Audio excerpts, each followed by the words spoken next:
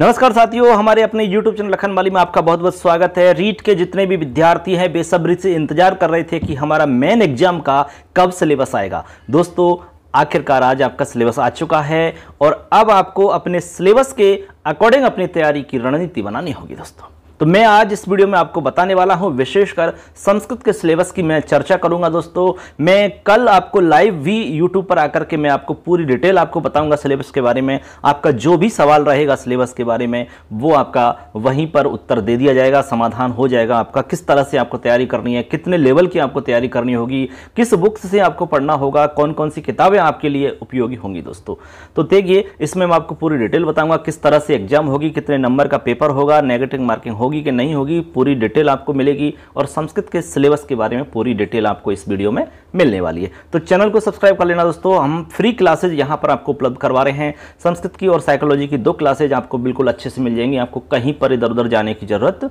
नहीं पड़ेगी। तो चलिए आज की क्लास स्टार्ट कर लेते हैं। दोस्तों बस आज ही ये डिक्लेयर हुआ है।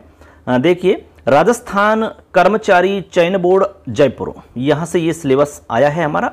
राजस्थान प्राथमिक और उच्च प्राथमिक विद्यालय अध्यापक सीधी भर्ती प्रतियोगिता परीक्षा का विस्तृत पाठ्यक्रम, परीक्षा की समयावधि एवं अंक भार, संक्षिप्त विवरण यहां पर सबसे पहले हम समझते हैं। ठीक है, यहां पर क्या इसके बारे में है जो संक्षिप्त में जानकारी हम सबसे पहले यहां देखेंगे। तो देखिए सबसे पहली चीज तो यह कि परीक्षा जो है आपकी 300 अंकों की होगी। दोस्तों कितने 300 नंबर की हमारी ये एग्जाम होगी टोटल। अब 300 नंबर हैं और आपके प्रश्न कितने होंगे, तो प्रश्न होंगे आपके 150 जो कि नीचे लिखा हुआ है। आगे कह रहे हैं कि परीक्षा के लिए एक प्रश्न पत्र होगा, यानी कि एक पेपर होगा आपका। ठीक है, उसी में आपके सारे जो भी सिलेबस में आपके सब्जेक्ट दिए गए हैं उनसे रिलेटेड आपके सारे क्वेश्चन उसमें पूछे जाएंगे। इसके बाद में कह रहे हैं कि प्रश्न पत्र की जो समयावधि है वो आपकी 2.5 घंटे रहेगी, यानी 2.5 घंटे के अंदर आपको 150 क्वेश्चन सॉल्व करने होंगे, ये आपको समझना है। आगे करें प्रश्न पत्र में कुल 150 प्रश्न होंगे। समस्त प्रश्न आपके बहुविकल्पीय होंगे, एवं वाले प्रश्न होंगे आपके। ठीक है, 150 क्वेश्चन होंगे टोटल। नंबर की बात करें तो आपके टोटल 300 नंबर हो जाते हैं, मतलब एक प्रश्न आपका 2 नंबर का होगा। ठीक है, आगे देखिए एक प्रकार से देखें तो हम ये हमारी जो सेकंड ग्रेड होती है, सेकंड पेपर होता है, उसकी तरह सेम आप मान सकते हैं। आगे करें कि उत्तरों के मूल्यांकन में नकारात्मक अंकन होगा, मतलब माइनस मार्किंग होगी। ठीक है, 1/3 माइनस मार्किंग होगी इसमें 1/3, यानी कि आपके 3 प्रश्न यदि गलत होते हैं तो आपका एक सही क्वेश्चन कट जाता है। 1/3 जैसे कि मान लो कि आपके 9 क्वेश्चन हैं तो 9 क्वेश्चन का मतलब आपके 3 माइनस मार्किंग हो जाएंगे। 3 क्वेश्चन तो इसका मतलब हो गया 9 तो वो गलत है ही, इसके अलावा 3 आपके राइट वाले चले जाएंगे तो 12 क्वेश्चन आपके हट जाते हैं। इस तरीका से माइनस मार्किंग होती है 1/3। ठीक है, ऐसे यानी 3 पे 1 चला जाएगा। तो यहां पे आपको अच्छे से तैयारी करनी होगी, सिलेबस के अकॉर्डिंग तैयारी करनी होगी, क्योंकि नेगेटिव मार्किंग जहां पर होती है वहां पर हमें बहुत सावधान होना पड़ता है और बहुत ही अच्छे तरीका से हमें अपने आप को तैयार करना होता है। दोस्तों ये रीट की तरह नहीं है जो प्री एग्जाम हुई थी, जो पात्रता की परीक्षा हुई थी, उसमें तो हमने सबने तुक्का लगा दिया, लेकिन यहाँ तुक्काबाजी से बिल्कुल भी काम होने वाला नहीं है। इसलिए पूरी रणनीति अच्छे से समझ लेना और उसी के अकॉर्डिंग बिना समय को खराब किए अपनी रणनीति में लग जाना, तैयारी स्टार्ट कर देना। दोस्तों अब तक नहीं की तो अब भी कर सकते हो आप, अब भी यदि तैयारी करते हो तो अच्छे से अब भी तैयारी करके आप सफल हो सकते हो। ठीक है, चलिए मैं अब यहां पर संस्कृत के सिलेबस के बारे में चर्चा करूंगा, तो डायरेक्ट हम संस्कृत के सिलेबस पर ही चलते हैं। वैसे इसमें जीके का जो भी सिलेबस है उसके बारे में अलग से बता दूंगा आपको, लेकिन अभी फिलहाल में हम संस्कृत की बात करते हैं। देखिए जैसे भूगोल का हो गया, इतिहास कला संस्कृति में क्या आएगा, राजस्थान का सामान्य ज्ञान, शैक्षिक परिदृश्य, ये आपके करंट जीके, विद्यालय विषय का ज्ञान, इसमें देखो हिंदी है आपकी। ठीक है, हिंदी का मैं अलग से बना दूंगा एक वीडियो। इंग्लिश है आपकी, इंग्लिश में ये चीज़ें आपकी आने वाली हैं। संस्कृत का अब देखिए यहाँ पर हमारा संस्कृत विषय आ चुका है, तो अब हम संस्कृत विषय की हम बात कर लेते हैं। इसमें जो जो टॉपिक्स दिए गए हैं, इसमें कई टॉपिक तो ऐसे हैं जो अभी भी मतलब कन्फ्यूजन के घेरे में हैं, उनमें स्पष्टता नहीं है अभी भी। तो मैं आपको बताऊंगा कि किस तरह से वहां से प्रश्न बन सकता है, किस लेवल तक आपको तैयारी करनी होगी। दोस्तों ठीक है, देखिए सिलेबस तो मतलब बहुत कुछ सेकंड ग्रेड से मैच कर रहा है, आप देख सकते हैं। तो चलिए फ्रेंड्स अब हम देखते हैं। सबसे पहला हमारा टॉपिक रहेगा इसमें संज्ञा प्रकरण वाला। तो यहाँ लिखा हुआ है संज्ञा प्रकरण तय है सामान्य प्रश्नाः, अर्थात संज्ञा प्रकरण से हमारे कुछ सामान्य प्रश्न यहाँ पर पूछे जाएंगे दोस्तों। अब मैं यहाँ पर आपको थोड़ा सा स्पष्ट कर देता हूँ। आपको यहाँ पर दोस्तों 12वीं तक का स्टैंडर्ड लेके चलना है, यानी कि आप लेवल सेकंड के लिए तैयारी कर रहे हैं आप, तो आपको 12वीं तक का स्तर लेके चलना होगा। 12वीं तक का स्तर आप लेके चलोगे तो आपकी तैयारी जो है परफेक्ट मानी जाएगी, आपको कहीं पर दिक्कत नहीं आएगी। इससे ज़्यादा स्टैंडर्ड आपका नहीं हो सकता है।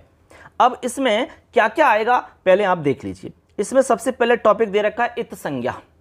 अब ये जो आपका संज्ञा प्रकरण का टॉपिक है दोस्तों, ये सेकंड ग्रेड की तरह सेम दे रखा है यहाँ पर, उसी में उसके अंदर भी आपको ये ऐसा मिल जाएगा सेम टू सेम, ठीक है। थोड़ा सा अंतर आ सकता है। तो जो साथी दोनों की तैयारी कर रहे हैं सेकंड ग्रेड और रीट की, तो उनके लिए तो बहुत ही अच्छा है कि उनकी सेकंड ग्रेड की तैयारी के साथ में रीट की तैयारी हो जाएगी। और एक बात, दूसरी बात हम ये कहना चाह रहे हैं दोस्तों, हमारे चैनल पर हमने इनकी वीडियो बना रखे हैं, बहुत अच्छे से आपको जीरो लेवल से समझा रखा है दोस्तों। आपको कोई नहीं समझाएगा, जीरो से स्टार्ट किया है हमने। तो वो वीडियो आप देखेंगे तो आपको स्पष्ट हो जाएगा, सारा कुछ समझ में आ जाएगा और पक्की तैयारी के साथ में आप सफल हो सकते हैं दोस्तों, ठीक है। तो आप चैनल को सब्सक्राइब कर लेना और अपने दोस्त जितने भी हैं उनको भी बता दो, जिससे कि उनको भी निःशुल्क फायदा मिल जाए दोस्तों। इसमें है आपकी संज्ञा, आपकी इत संज्ञा हो गई। इसके बाद में संहिता संज्ञा है, ठीक है। संहिता संज्ञा का सूत्र कौन सा होता है, संहिता संज्ञा क्या होती है, इसका मतलब विशेष प्रयोजन क्या रहता है, ये सारी चीज़ें इसमें आपकी आ जाती हैं। इसके बाद में है सवर्ण संज्ञा, आपको पढ़नी होगी इसमें पूरी की पूरी। सवर्ण संज्ञा कैसे होती है, किन की होती है, सवर्ण संज्ञा कहाँ काम आती है, ये सब आपको इसमें पढ़ना होता है। इसके बाद में उदात्त, अनुदात्त और स्वरित, ये आपको स्वर भेद पढ़ने हैं, ठीक है। वैदिक जो हमारे स्वर भेद होते हैं वैदिक वाले, वो आपको समझने हैं। उदात्त क्या होता है, अनुदात्त क्या होता है और स्वरित क्या होता है, इनके चिन्ह कौन कौन से होते हैं और किसका चिन्ह नहीं होता है, कहाँ पर इनको हम प्रयुक्त करते हैं, कहाँ पर इनकी आवश्यकता होती है, किस तरह से इनमें से प्रश्न पूछा जा सकता है। इसके बाद में है उच्चारण स्थान। उच्चारण स्थान काफ़ी इंपॉर्टेंट टॉपिक है दोस्तों। अब दोस्तों यहाँ पर आपको एक बात और क्लियर कर दें, जैसे उच्चारण स्थान का टॉपिक उन्होंने दिया, तो उच्चारण स्थान से ही जुड़े आपको एक टॉपिक और रहेगा, वर्ण विचार। वर्ण विचार वाला टॉपिक आपको पढ़ना ही होगा, चाहे इसमें आपका नहीं दिया हुआ है, इसके बिना आप ये बाकी टॉपिक नहीं पढ़ सकते। तो सबसे पहले वर्ण विचार समझना होगा आपको, बिल्कुल जीरो लेवल से सारी डिटेल आप समझ जाओगे, तभी आप उच्चारण स्थान समझ सकते हो, बाकी चीज़ें आप समझ पाओगे, ठीक है। तो आप अच्छे से तैयारी कर सकते हो। तो इसमें हमारे पहले यूनिट के अंदर आपको ये सब चीज़ें पढ़नी होंगी। इसके बाद में है इसमें सेकंड में प्रत्यय प्रकरणम, इसमें आपके प्रत्यय दिए हुए हैं। यहाँ पर भारी कन्फ्यूजन यहाँ पर है, सिलेबस के अंदर स्पष्टता बिल्कुल भी नहीं है। आप जानते हो कि संस्कृत में प्रत्यय की बात करें तो प्रत्यय बहुत सारे हैं, कोई एकाध प्रत्यय तो है नहीं कि भाई एकाध प्रत्यय हैं। संस्कृत में बहुत सारे प्रत्यय आपके चलते हैं, ठीक है। जैसे जैसे हमारा स्टैंडर्ड होता है, प्रत्ययों की संख्या बढ़ जाती है, प्रत्ययों के नियम बढ़ जाते हैं, बहुत कुछ इसमें चेंजिंग हो जाती है। तो यहाँ पर सिर्फ उन्होंने नाम दिया है कि कृदंत प्रकरण के अंदर से आपको पढ़ना है। इसके बाद में तद्धित प्रकरण आपको पढ़ना होगा। इसके बाद में स्त्री प्रकरण आपको पढ़ना होगा। अब ये बहुत बड़े बड़े प्रकरण हैं, आप देखें तो आप कृदंत प्रकरण की बात करें तो कृदंत की तो एक अलग से किताब चलती है, तद्धित की एक अलग से किताब चलती है, हमारी स्त्री प्रत्यय प्रकरण की हमारी अलग से किताब चलती है। लेकिन मैंने आपसे पहले भी कहा है कि आप जो भी कुछ यहाँ पर तैयारी करोगे वो 12वीं का स्टैंडर्ड लेके करोगे आप, इससे ज़्यादा आपको जानने की आवश्यकता नहीं है। आप चाहे कोई भी आपसे कह रहा है कि आप तो ज़्यादा पढ़ो, आप बीए लेवल का पढ़ो, आप सेकंड ग्रेड की तैयारी कर रहे हो, वही लेवल का आप पढ़ना है, ऐसा नहीं है। यदि आप सेकंड की तैयारी कर रहे हो तो सेकंड की करो, लेकिन जो सेकंड की तैयारी नहीं कर रहा है मान लो, तो उसको 12वीं के स्तर से ज़्यादा पढ़ने की आवश्यकता नहीं है। 12वीं तक का स्तर यदि आप अच्छे से कंठस्थ कर ले तो, अच्छे से दिमाग में फिट कर ले तो मैं गारंटी दे सकता हूँ आपको दिक्कत नहीं आएगी, ठीक है। ऐसे तो यहाँ पर आपको ये देखना होगा कि 12वीं क्लास के स्टैंडर्ड तक कृदंत के कौन कौन से प्रत्यय चलते हैं, इसके बाद में तद्धित प्रकरण में कौन कौन से प्रत्यय आपके चलते हैं, स्त्री प्रत्यय के अंदर कौन कौन से प्रत्यय आपके चलते हैं। तो कुल मिला के यदि सीधी सीधी भाषा में बात करें तो 12वीं के स्तर तक जितने भी प्रत्यय आपके चलते हैं वो सारे के सारे प्रत्यय आपको पढ़ने होंगे, ऐसे आपको समझ लो सीधी भाषा में।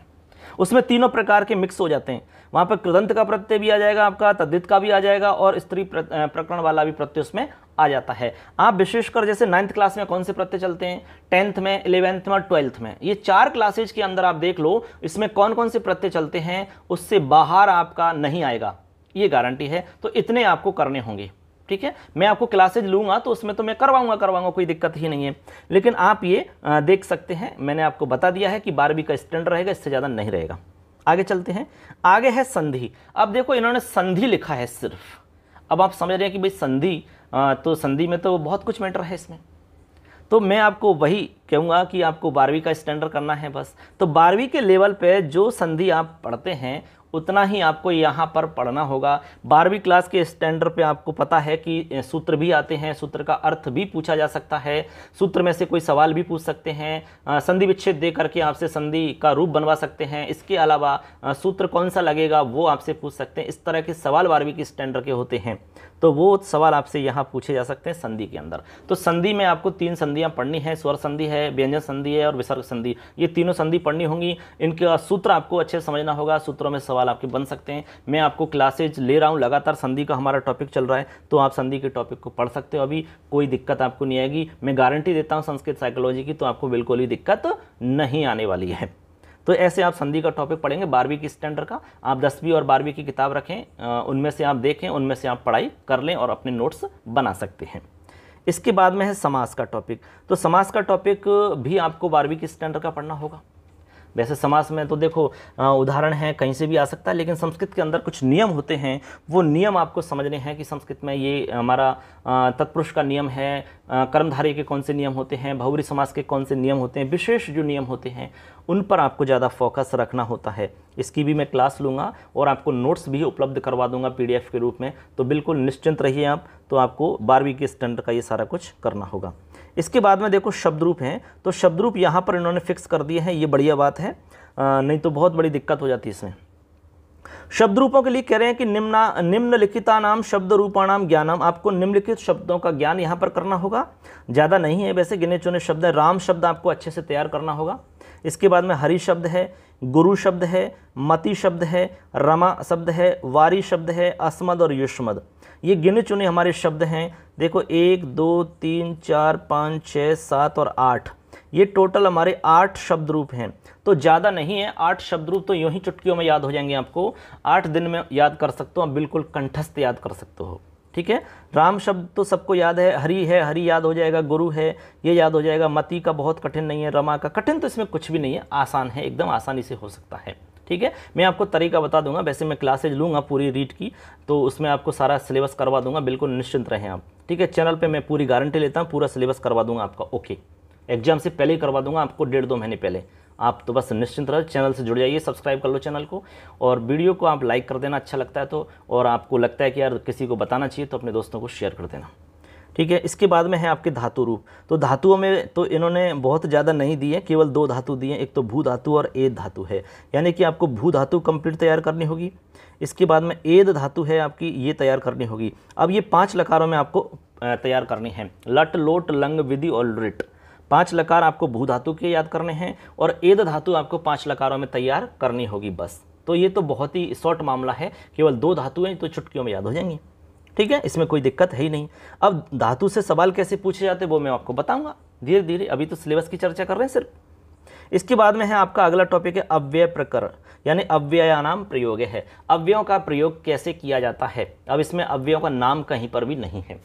सेकंड ग्रेड में तो अव्ययों का नाम दे रखा है, लेकिन यहाँ तो और भी कन्फ्यूजन है कि अव्यय नहीं दे रखी। फिर भी हम आपको यहाँ पर वही स्टैंडर्ड लेंगे 10वीं 12वीं का, तो 12वीं तक के स्टैंडर्ड पे जितने भी आपके अव्यय प्रयुक्त होते हैं, ठीक है, सिलेबस के अकॉर्डिंग, वो मैं आपको बता दूंगा, उन्हीं को मैं पढ़ाऊंगा, उन्हीं को समझाऊंगा, कैसे प्रयोग करते हैं, किस तरह के सवाल आते हैं, रिक्त स्थान में कैसे सवाल पूछे जाते हैं, सूक्ति इत्यादि में कैसे सवाल पूछे जाते हैं, वो सारा कुछ मैं बता दूंगा। इससे पहले रीट का जो भी एग्जाम्स हुए हैं उनमें किस तरह के सवाल पूछे गए हैं वो भी आपको मैं बता दूंगा, वो मैंने सॉल्व करवा रखे हैं, तो उनसे भी आपको अंदाज़ा लग जाएगा।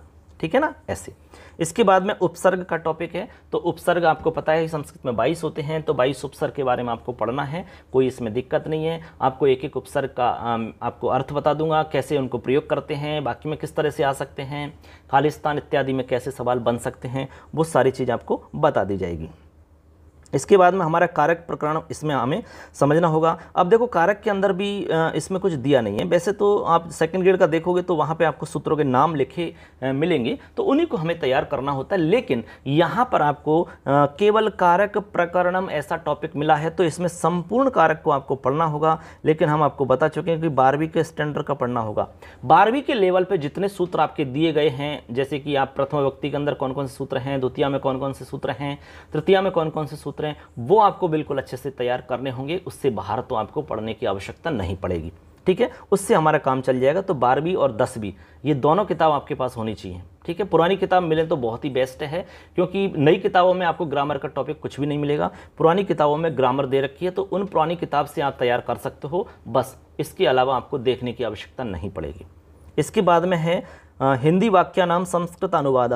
हिंदी वाक्यों का आपको संस्कृत में अनुवाद करना है, तो कुल मिला के अनुवाद का टॉपिक है, यानी अनुवाद आपको इसमें करना होगा। अनुवाद के लिए देखो हमें शब्द रूप याद करने होंगे, धातु रूप आपको याद करने होंगे, कारक आपको समझना होगा, तभी जाकर के आप अनुवाद कर सकते हो। तो अनुवाद ये सब हो जाएगा जब बाकी चीज़ें आप समझ जाओगे, जैसे कि कारक और ये मैं बता रहा हूँ शब्द रूप धातु रूप, तो ऑटोमेटिक अनुवाद कर लोगे, इसमें कोई बड़ी बात नहीं है। मैं आपको सिखाऊंगा कैसे अनुवाद करते हैं, उनके कौन कौन से नियम होते हैं, सवाल कैसे इसमें से आ सकते हैं, सारी डिटेल आपको मिलेगी। चैनल से जुड़े रहिए बस। इसके बाद में है आपका अगला कारक प्रत्यय समास आधारित वाक्यानाम अशुद्धि संशोधन, यानी हमारा टॉपिक है अशुद्धि संशोधन। ये आपका सेकंड ग्रेड में भी चलता है अशुद्धि संशोधन के नाम से। तो यहाँ पे आपको करना क्या है, जैसे कोई भी गलत वाक्य है उसमें आपको देखनी है कि किस तरह की अशुद्धि है तो क्यों है, उसका शुद्ध रूप क्या होगा, इस तरह से सवाल इसमें बन सकते हैं। तो जब आप कारक के नियम पढ़ लोगे, शब्द रूप आपको याद रहेगा, धातु रूप आपको याद रहेगी, ठीक है, संधि इत्यादि का ज्ञान रहेगा, उपसर्ग अव्यय का ज्ञान रहेगा, समास इत्यादि का ज्ञान रहेगा, तो अशुद्धि संशोधन आपका चुटकियों में हो जाएगा, कहीं दिक्कत ही नहीं आएगी आपसे, ठीक है ना, ऐसे। तो ये सारे के सारे टॉपिक दोस्तों हो जाते हैं हमारे व्याकरण की, ठीक है। वैसे देखा जाए तो ये कम टॉपिक नहीं है, बहुत सारे टॉपिक हैं, ठीक है। सेकंड ग्रेड का सिलेबस है, इसमें बहुत कुछ, ये मानकर चलो आप, थोड़ा बहुत अंतर है, नहीं तो सेकंड ग्रेड के सिलेबस के बराबर यहाँ पर सिलेबस उन्होंने दे दिया। तो दोस्तों यहाँ तक तो हो गया ग्रामर का। अब हम बात कर रहे हैं आगे साहित्य का मैटर क्या क्या रहेगा आपके। देखिए लिखा हुआ है संस्कृत साहित्य इतिहास संबंधी सामान्य परिचयात्मक प्रश्न, यानी संस्कृत साहित्य से यहाँ पर जो प्रश्न आएंगे वो एक सामान्य प्रश्न आपसे पूछे जाएंगे परिचय से रिलेटेड, यानी सामान्य परिचय आपको उससे रिलेटेड पूछा जाएगा। तो इसके लिए भी मैं आपसे कहना चाहूँगा कि 12वीं क्लास तक जितना भी आपका मैटर चलता है साहित्य में वो आपको पढ़ना होगा दोस्तों, ठीक है। 12वीं में चलता है, 11वीं में चलता है, दोनों क्लासेज के अंदर जो साहित्य का मैटर चलता है वहाँ से आपको नोट्स तैयार करने होंगे। वैसे मैं नोट्स बना के आपको उपलब्ध करवा दूंगा, वीडियोज के रूप में क्लासेज वगैरह लूँगा मैं, तो सारा कोर्स वहाँ से हो जाएगा। फिर भी आप अपनी तैयारी भी करनी आपको होगी, ठीक है। तो आप किताबें ले लें, किताब से आप स्टार्ट कर सकते हैं। तो यहाँ उन्होंने दिया है कि लौकिक साहित्य के अंदर आपको रामायण और महाभारत का अध्ययन करना होगा, लेकिन सामान्य परिचय लिखा हुआ है, लेकिन फिर भी मैं तो ये कहूँगा कि पूरी डिटेल से आपको अध्ययन करना होगा, क्योंकि सवाल किसी भी रूप में कैसा भी सवाल पूछ सकते हैं। आप मना नहीं कर सकते कि रामायण में से ऐसा सवाल क्यों आ गया, क्योंकि उन्होंने रामायण का नाम दे दिया तो रामायण में से कोई भी सवाल बन सकता है, महाभारत दे दिया तो महाभारत से किसी भी तरह का सवाल बन सकता है, ये आप समझ लेना अच्छे से।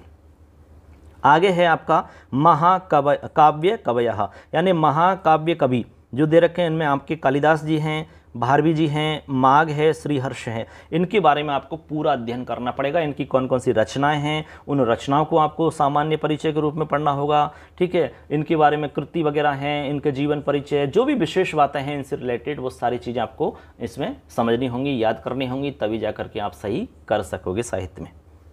इसके बाद में है आपका दृश्य काव्य। तो दृश्य काव्य के अंदर हमें भास के काव्य पूरे पढ़ने पड़ेंगे, नाटक इत्यादि हैं, भवभूति का हमें पढ़ना होगा, और शूद्रक के हमें सारे नाटक इत्यादि पढ़ने होते हैं। इस तरह से हमारा साहित्य का मैटर हो जाता है। इसमें अलंकार छंद इत्यादि वगैरह कुछ भी नहीं है, केवल आपके साहित्य में यही टॉपिक चलते हैं। एक प्रकार से आप 3 चीज़ें मान लो इसमें, ठीक है। एक तो लौकिक साहित्य हो गया, एक महाकाव्य कवया हो गया, एक दृश्य काव्य कवयः, ठीक है दोस्तों। अब इसमें आगे चलते हैं, इसमें आपकी शिक्षण विधियाँ और हैं, तो वो शिक्षण विधियाँ भी मैं आपको बता देता हूँ। चलिए अब देखिए फ्रेंड्स, यहाँ पर हमारी जो शैक्षिक रीति विज्ञान है इसके अंदर भी हमारी संस्कृत की शिक्षण विधियाँ आती हैं। तो संस्कृत की शिक्षण विधि में क्या क्या टॉपिक्स हैं आपके, उनको भी हम एक बार देख लेते हैं, क्योंकि यहाँ से भी आपका 20 अंकों का मैटर है शैक्षिक रीति विज्ञान में, ठीक है। तो चलिए हम देखते हैं, संस्कृत की बात कर रहे हैं, वैसे और भी सब्जेक्ट हैं लेकिन हम आपको केवल संस्कृत बता रहे हैं। यहाँ पर देखिए हमारा संस्कृत रहा। देखिए यहाँ पर है संस्कृत में सबसे पहला टॉपिक है संस्कृत भाषा शिक्षण विधयः, यानी कि संस्कृत भाषा शिक्षण विधि आपको यहाँ पर सबसे पहले पूछी जाएंगी। इसमें आपकी शिक्षण विधियाँ जैसे कि आपके गद्य से रिलेटेड हैं, पद्य है, नाटक है, कहानी है, अनुवाद है, ये इनसे रिलेटेड आपकी इसमें शिक्षण विधियाँ पूछी जाएंगी। तो मैं आपको इसमें पूरी डिटेल से बता दूंगा, हालांकि मैंने ऑलरेडी पढ़ा रखा है, वो भी आप देख सकते हो। मैं नए सिरे से आपकी अपडेट क्लासेज भी मैं आपको शुरू करने वाला हूँ, तो उनको आप देख सकते हैं, उसमें भी आपको पूरा मैटर मिल जाएगा। इसके बाद में है संस्कृत भाषा शिक्षण सिद्धांतः। इसमें जितने भी हमारे संस्कृत भाषा शिक्षण के सिद्धांत चलते हैं 15, 20, 25 के आसपास, तो उनको आपको समझना होगा। उनमें से किस तरह से सवाल बन सकते हैं वो मैं आपको क्लासेज में बताऊंगा पूरा डिटेल से। तो यहाँ पर हमें कुल मिला के सिद्धांत पढ़ने हैं आपको, ठीक है। जैसे कि हमारे सिद्धांत होते हैं, रुचि का सिद्धांत है, स्वाभाविकता का सिद्धांत है, ठीक है। ऐसे हमारे बहुत सारे सिद्धांत चलते हैं इसमें, तो उनको हमें समझना होगा। आगे इसमें है हमारा संस्कृत शिक्षण अभिरुचि प्रश्न। संस्कृत शिक्षण अभिरुचि प्रश्न, ये हमारा एक टॉपिक रहेगा। अभिरुचि से संबंधित कौन कौन से प्रश्न इसमें बन सकते हैं, किस तरह से इसमें सवाल पूछे जा सकते हैं, ये आपका इसमें आपको समझना होगा। रीट में भी इस तरह का एक टॉपिक चलता था, ठीक है। आगे कह रहे हैं कि संस्कृत भाषा कौशलस्य विकास है। यहाँ पर हमारे कौशल का विकास हमें पढ़ना होगा पूरा का पूरा, किस तरह से हम कौशल विकास कर सकते हैं। इसमें हमें चारों ही कौशल पढ़ने होंगे। श्रवण कौशल हमें पढ़ना होगा इसमें, ठीक है। संभाषण कौशल पढ़ना है, पठन कौशल और लेखन कौशल, चारों कौशलों का अध्ययन हमें करना है। इनसे रिलेटेड जो भी विधियां हैं वो हमें समझनी होंगी, तभी जाकर के आप इसमें सही कर पाओगे दोस्तों। काफ़ी इंपॉर्टेंट है शिक्षण विधियां। इसके बाद में है संस्कृत शिक्षण। इसके अंदर आपको अधिगम साधन कौन कौन से होते हैं वो हमें पढ़ना है। इसके अलावा संस्कृत शिक्षण में संप्रेषण के साधन कौन कौन से होते हैं वो हमें पढ़ना है। संस्कृत पाठ्यपुस्तकानी हमें पढ़ना होगा दोस्तों। ये टॉपिक आपके सेकंड ग्रेड के रिलेटेड, सेकंड ग्रेड वाले ही हैं एक तरीका से। सेकंड ग्रेड में ये चलते हैं आपके टॉपिक, तो वो के वही टॉपिक इन्होंने यहाँ पर छाप दिए हैं, ठीक है। आगे यहाँ दे रखा है आपका संस्कृत भाषा शिक्षण से मूल्यांकन संबंधी प्रश्न। हाँ, यहाँ पर मूल्यांकन से संबंधित प्रश्न आपसे पूछे जाएंगे। देखिए, मौखिक लिखित प्रश्नानाम प्रकार, मौखिक और लिखित प्रश्नों के प्रकार। इसके अलावा सतत मूल्यांकन, उपचारात्मक शिक्षण। सतत मूल्यांकन क्या होता है, उपचारात्मक शिक्षण क्या होता है, इनसे रिलेटेड। इसके अलावा मूल्यांकन कितने प्रकार का होता है, मौखिक प्रश्न कौन से होते हैं, लिखित प्रश्न कितने प्रकार के होते हैं, ये सारे प्रश्नों से रिलेटेड आपके सभी प्रश्न इसमें शामिल हो जाते हैं दोस्तों। इस तरह से मित्रों यहाँ पर हमने इस वीडियो के माध्यम से आपको पूरा स्पष्ट समझाया कि संस्कृत के सिलेबस में हमें क्या पढ़ना है, कैसे पढ़ना है, कितना हमें इसमें तैयार करना होगा, कितना स्तर इसमें आ सकता है, पूरी डिटेल से आपको बात करी है। क्लासेज यदि आप ज्वाइन करना चाहते हैं तो मैंने कहा कि फ्री क्लासेज हैं, और यदि आप पेड कोर्स लेना चाहते हैं तो पेड कोर्स भी है। बहुत ही सस्ता कोर्स आपको मिलेगा, इसमें कोई ज़्यादा आपको खर्च करने की जरूरत नहीं है। 400-500 रुपये में आपको पूरा कोर्स हम दे देंगे, जिसमें पूरा कोर्स आपको मिल जाएगा दोस्तों, ठीक है। और जब एग्जाम आपकी होगी तब तक आपको कोर्स दे देंगे, कहीं दिक्कत नहीं आएगी आपको। हम तो ये चाहते हैं कि आपको संस्कृत में आपको लाभ मिले, ज़्यादा से ज़्यादा नंबर आपके आएँ और आप सिलेक्शन को प्राप्त करें। दोस्तों, यदि आप सारी तैयारी करना चाहते हैं पूरे सिलेबस की और फ्री में पढ़ना चाहते हो तो हमारा यूट्यूब चैनल है, यहाँ से फ्री पढ़ सकते हो। और पेड कोर्स आप लेना चाहते हो, इसमें आपको लाइव क्लास भी मिलेंगी, कुछ आपको टेस्ट सीरीज भी मिलेगी, उसमें PDF नोट्स इत्यादि मिलेंगे, तो वो हमारा पेड कोर्स रहेगा। हमारा मोबाइल एप्लीकेशन है मिशन संस्कृत ज्ञान, ठीक है। उसका लिंक इस वीडियो के डिस्क्रिप्शन में मिलेगा, वहाँ से आप इसको डाउनलोड कर सकते हैं।